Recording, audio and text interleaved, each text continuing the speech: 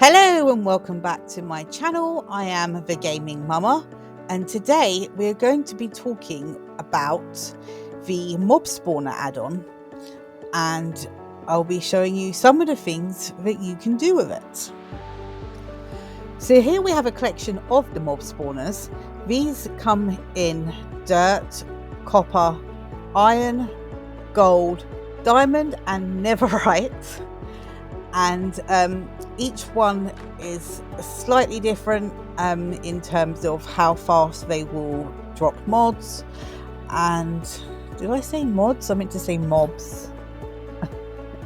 How fast they will drop mobs, and also in the sizes for their spawn area is. So this add-on is 660 mine coins, which is the equivalent of £3.29, and it is available in the marketplace. I definitely think this is really worth the £3.29. You can use it on creative and on survival, and it's just brilliant just for creating all kinds of different mob farms, and it's just one of my absolute favorite add-ons. So to make your basic capture case, you will need 8 levers and 1 glass in the center, glass blocks, not glass panes. And then once you have crafted your capture case, you then need to put in it whichever mob it is that you want to be able to spawn more of. You then want to make your spawner core, and this is where you start to get the options for using either dirt, copper, iron, gold, diamond or netherite. I'm impressed that I managed to remember all of that because I can't actually see my screen at the moment. So yes, there are a selection of different cores that you can use, and so the next step is to make your core over at the crafting table. At this point, I can't lie, I was starting to get a bit frustrated because I couldn't work out why I couldn't build my cores. And then of course I realized that actually you're not supposed to use glass blocks for this, you're supposed to use glass panes. So completely disregard what is on all of my boards for these cores, because it is glass panes and not glass blocks, and that's why I was struggling, and that's why I couldn't actually get them to work. I'm not sure why. I guess I think it was like July when I did the setup for this video, and it's now October, and I just did it wrong and just completely forgot basically what I was doing, because I can't lie, I'm quite a lazy Minecrafter and I tend to cheat, and if I really want something, rather than going through all of these steps, I just go into creative and get them. So hence I couldn't quite remember what it was that I was doing. But yes, you want glass panes and not glass blocks for this step. To actually make your spawner core, you need to put your 8 pieces of glass, so your glass panes around the edges, and then in the middle you will put either your dirt block or your copper or your iron or your gold or your diamond or your netherite. I'm so happy that I remembered all of those into the center, and that is how you make your spawner core. You then have to actually charge these cores, and I completely forgot about that because, as I said, I did the setup for this in July. It is now October, and I couldn't work out why they looked different when I was looking along the walls, and that's when I remembered that you do actually have to charge your cores. I did have to go back at the book and remind myself on how to do this. So you charge your cores with mobs, and how many mobs you need depends on what sort of core you have and what kind of spawner you're making. So I think it's like 5 mobs for dirt, and it goes all the way up depending on, and I can't remember, is it like 50 or is it 100 or something like that for a netherite one. I can't remember. I would actually have to go back and look properly at all of them, but suffice to say, depending on what you are making, you have to actually capture a different amount of mobs into your spawner cores to charge them. As I said, for the dirt spawner, you need to capture 5 mobs. And then once you have captured all of your mobs into the core spawner, it is fully charged, and you will be able to tell this, one, because it shows you the number of mobs that you have caught and how many you have left to catch. And not only that, but once you have filled it, you get a lovely burst of confetti. After this, I really wanted to put my book back on the item frame, and I don't know, I had Monday morning madness or some just weird manic Monday, not sure what my brain was doing kind of thing. But for the life of me, I couldn't remember how to put my book back into the item frame. And it took me a minute of faffing around just to actually remember what it was that I was actually doing. To make your finished mob spawner, you will then need to put whichever your main ingredient, for lack of a better term, all around the outside. So in this case, I used 8 dirt blocks, and then your charged spawner core into the center, and that is how you make your final mob spawner. And then you can place that down, and then it took me a bit of faffing to remember how to do it again, but to bring up your red squares around the outside so that you can actually see what your area is for your mob spawner. You need to crouch and then click on it while you're crouching, and that will bring up the options for it, and that allows you then to turn on your red grid lines, or sort of like outer guide, whatever it is you want to call it. It does say on the thing, but I can't actually see it while I'm doing the voiceover. But that is how you do that bit.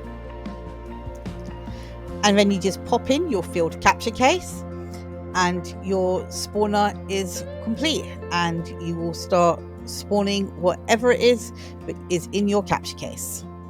And then, despite the fact that I actually had all of these ready to go just on the other side of the wall and just need to be turned on, because you can actually turn these on and off as you want to. I then decided that actually I would make one of each of them to show you, and I'm not entirely sure why I did it, but I then basically made one of each of the different types of spawners and tried to fill them with something different, but I think I ended up with 2 lots of cows.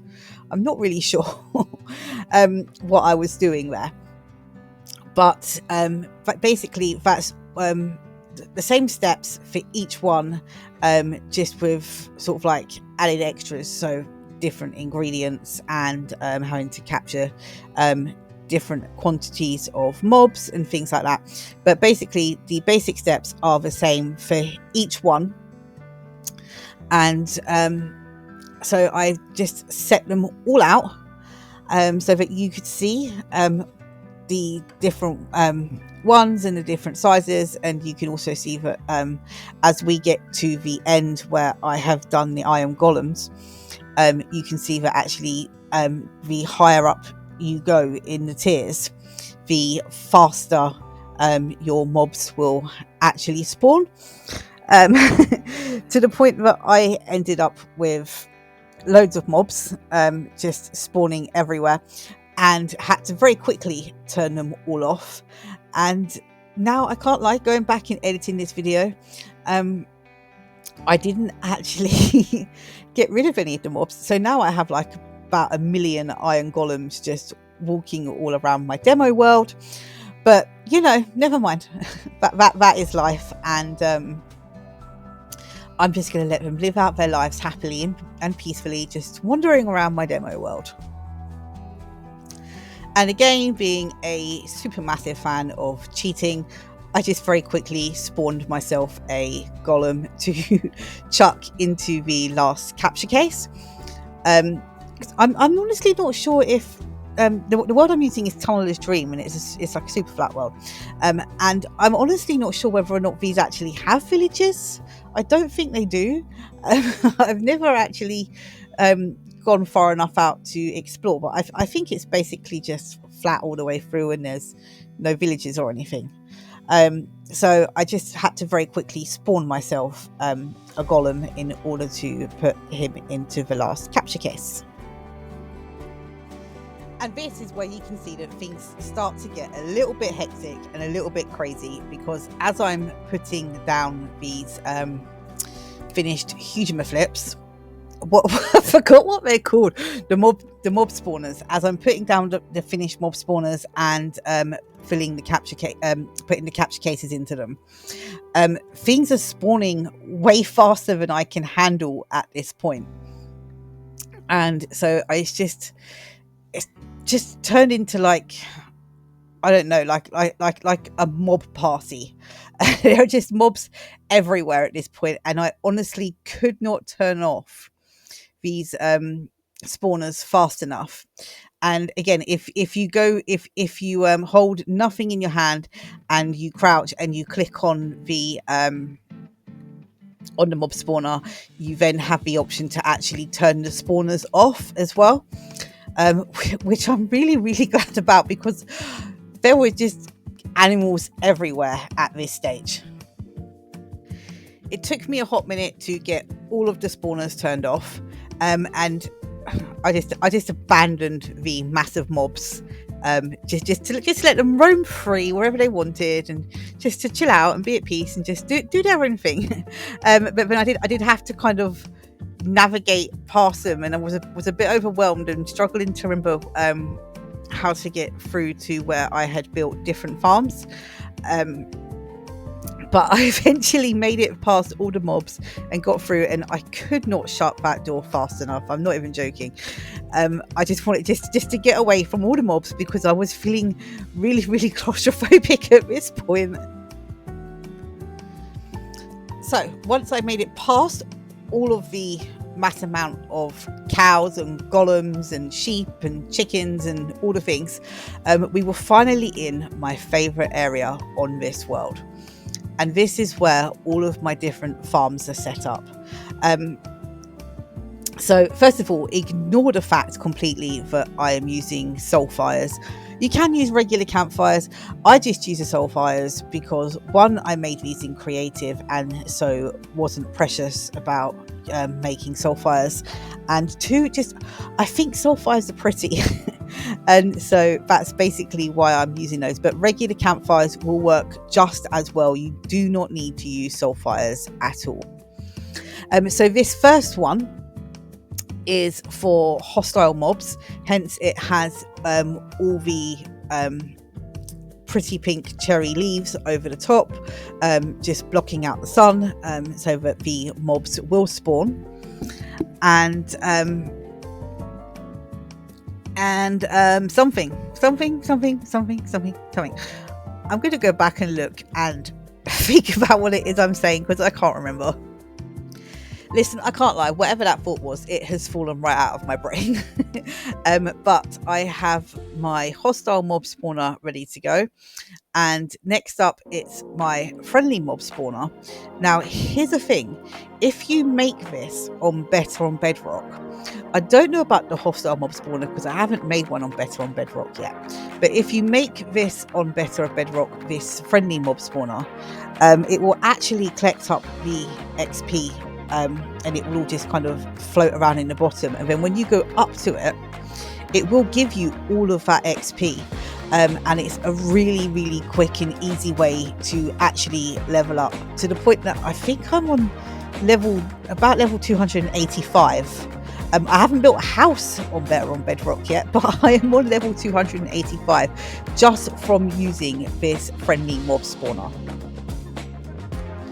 Then I now have two different types of iron farms. One is your sort of traditional style one with the water and the lava, and then this one is just full of lava. And I love both of these. I don't have a favourite. I think they're both brilliant. What I do love is the fact that you don't need to faff around with beds and villagers and job blocks or anything else to make these iron farms. They are so much easier to do. Each of them uses quite a lot. In fact, all of these mob farms will use quite a lot of what's that thing called? Hoppers. So you do need a lot of iron to actually make these. But I made mine on Bedrock, and I used the Adidas guy to get all of my because I didn't actually cheat and do it in creative. I did get I did spawner in creative because I'm lazy, but I did actually make the hoppers because I do like to kind of mix things up a bit. I did make the hoppers using survival, and I used the Adidas man to get all of the iron that I needed. And it's kind of a thing, is it? If you've got the Adidas man to get you all the iron you need, why do you even need an iron farm in the first place? But the fact is, that's what I did. And now whenever I need iron, I don't actually get it from the Adidas man. I just get it from my iron farms. But yes, because all of these are quite hopper intense, they use a lot of hoppers. So just to warn you, I would always start with a small iron farm, and then that way you will have unlimited amounts of iron to make a bigger iron farm and to make all the rest of your farms as well. And this final farm I really love. This is my witch killer. I really love this one.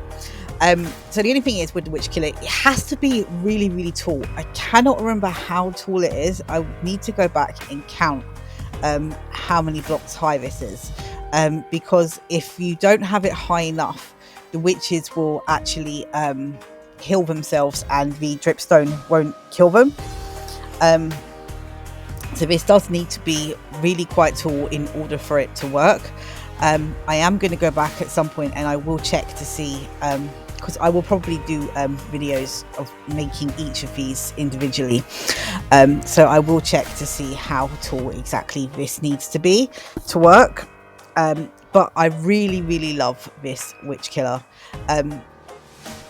This one is a little bit slower than my others, like my other farms, but it's just brilliant. And you used to have unlimited gunpowder and unlimited redstone, and unlimited sugar and spider's eyes and all the things. So I really do love using this witch farm. And then my big top tip that I discovered as I was working on all of these is you need to put something on top of the spawners. To put something on top of the spawners, you do need to crouch to put something on. So you can either put glass blocks on, or you can put leaves on. I use the leaves because, pink leaves, they're pretty. But otherwise what happens is your mobs will spawn on top of the spawners and will not spawn straight like to the sides and down and then die, and they will just sit quite happily on top of your spawner, and that defeats the object. So do always make sure that when you do these, put something on top of your spawners if you are making farms, so that that way your mobs will not spawn on top of them and they will actually die and give you the things that you want. And remember, you can make these farms out of pretty much any different type of block. Obviously, when working with lava, make sure that you've got fire set not to spread. But apart from that, you can use anything. You can use fences, you can use glass, you can use dirt, whatever block you like, cobblestone. And if glass is kind of something that you're not sort of like close to a lot of sand. You don't have to use glass. You can use cobblestone, you can use dirt blocks, you can make these out of pretty much anything. And that brings us to the end of this video. I really hope you enjoyed it. I really hope that, you know, possibly you learned something new, and that it was beneficial for you. If you did enjoy this video and you stuck around to the end, please do like, comment and subscribe. That would mean the world to me, and I will catch you in the next one. Take care. Bye.